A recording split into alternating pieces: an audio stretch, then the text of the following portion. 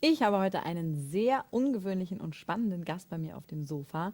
Wer sich schon immer gefragt hat, wie es eigentlich so mit Kinotipps abgeht, vor allen Dingen in den Staaten, der wird heute auf jeden Fall aufgeklärt, denn neben mir sitzt Ted Baehr. Nice to meet you. It's great to be with you. Thank you to be here. This is wonderful. Really nice. Yeah. Ich freue mich, dass du da bist. Ich habe natürlich ein paar Fragen an dich. I have a few questions which I want to know, which I want you to Absolutely. answer. So I start with, what is this thing called Movieguide? Was ist eigentlich Movieguide? Well, Movieguide is a faith-based guide to all movies that come out. And the reason we do Movieguide is twofold. One, for the entertainment industry. We show how much movies make because of the amount of sex, violence, or no sex, or no violence, or the philosophy or the worldview. And it's also for kids who want to choose good movies. 74% of the young women between 12 and 24 in the United States, according to the LA Times, don't like some of the bad stuff in movies. They want to choose good movies. So we help them make those choices. We don't do thumbs up or thumbs down. We just show them this is the philosophy, this is the worldview, this is stages of development that may be suited for, and we do about 24 criteria. And people who get used to the system say they like it quite a bit. Okay, so what is your main motivation to do that? What would you say? Well, the motivation is twofold. One is to honor God. I mean, it's to do Yes. the right thing, to love Him with all our heart, mind, and soul. And two is to love our neighbor as ourselves. And our neighbors are, not only the people in the movie industry that we're trying to help them do better, but also our children and grandchildren to help them, choose the good. A lot of kids tell me, or one boy told me in a radio program, I know I have discernment. I can tell between good and evil. That's why I can see these bad films. And I said, but wisdom is going beyond that. It's choosing the good. It's wanting to see Jericho, your program, rather than wanting to see some terrible program. So wisdom is choosing the good. Ja, that's right. Das stimmt allerdings. Außerdem ist es ja auch ganz oft so, wenn man vorher schon gewusst hätte, dass da schlimme Szenen drin vorkommen, hätte man sich den Film nicht angeguckt. So if you would known that there are really bad scenes in the movie, you wouldn't have seen it. So Well, that's right. we had one interviewer who said that his daughter wanted to go see a comedy that didn't do very well at the box office, but all her friends wanted to go. There's a tremendous amount of peer pressure, as we say in the States. And so he let her read the Movie Guide review, and at one point in the content section it said a woman's head was cut off, rolled down into the ice, and they were playing with the head like a hockey puck. Exactly. The girl said, I don't want to see this. Yeah. So once you know that, you say, why would I want to go and watch this happen? Really? So Yeah. most people, they love the Movie Guide. The people who get to know it love it. Okay, so I'm really, really looking forward. Ich bin echt gespannt drauf. Ihr vergebt auch richtig Movie Guide Awards. In welchen Kategorien, warum und an wen? You have also Movie Guide Awards. So which categories are there? Why do you give them? And who earns them? Well, we give the awards to encourage people who are making good films. We do awards for family movies, such as Finding Nemo and some of those that are just delightful for the whole family.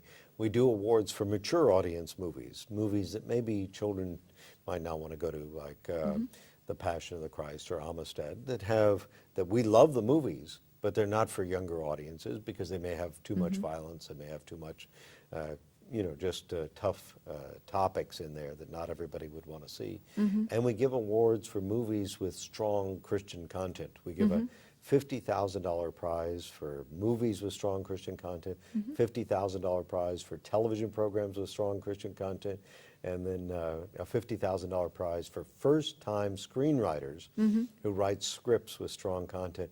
And I just got sent a list of the screenwriters who've won our award, and all of them are either talking to a studio or one studio is going into production with one of the films. So the movie studios are looking for these movies. So what we do is encourage people. We help them want to produce good movies, and we give them awards for good movies, and then we give them a detailed economic analysis of the box office that shows them the good does better at the box office. Okay.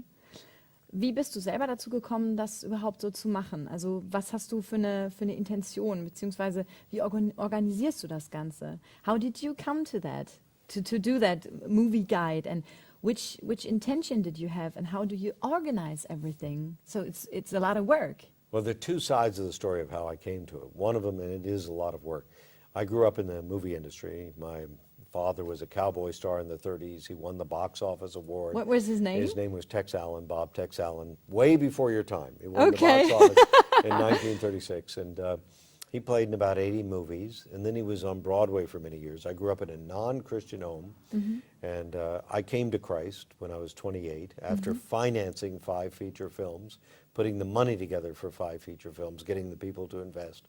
And when I came to Christ, I said, how can we make better movies than the ones I just financed? So I heard the story of the old church influence in Hollywood, how the Protestants and the Catholics had worked in Hollywood to produce better movies during the golden age of Hollywood. When Mr. Smith went to Washington, it was a wonderful life, and the bells of St. Mary rang out across the land.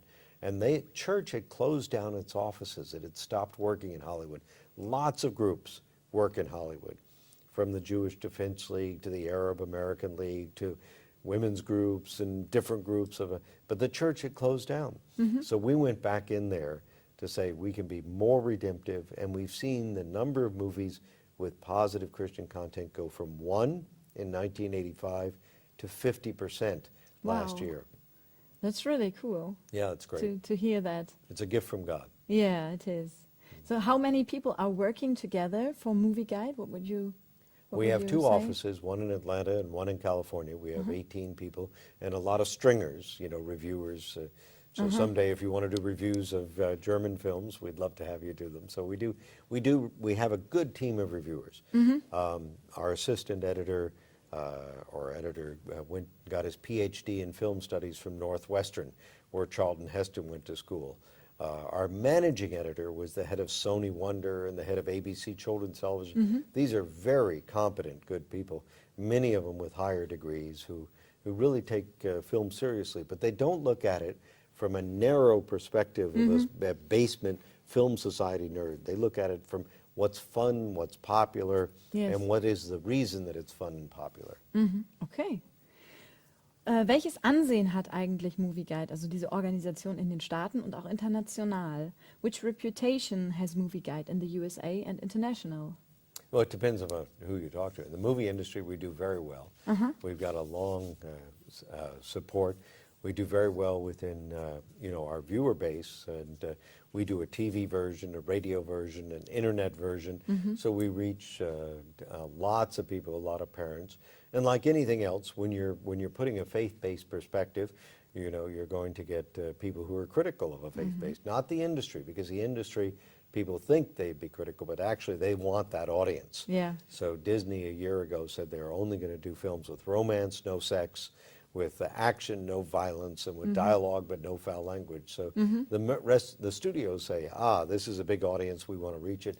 But there's always people who will be negative, and we'll just try to be loving and try to help them see the truth. Okay. Haben eure Bewertungen von Filmen auch Auswirkungen auf die Verkaufszahlen? Also merkt ihr das, wenn eine gute Bewertung kam, dass mehr Filme geguckt wurden oder verkauft werden zum Beispiel? Do your judgments have any consequences on the sales figures? They probably have it in some ways. We've seen movies that many people didn't know about that did very well because we found them and discovered them and got the word out to millions of people. And we've seen movies that were going to be big. I'll mention one of them, The Golden Compass, that in the United States did very poorly. After 4 weeks, it was $64 million at $10 a ticket. That means there are 6 million people who went to it. In a country of 330 million people is very little. Lion, the Witch, and the Wardrobe, in the same time period, had done 230 million.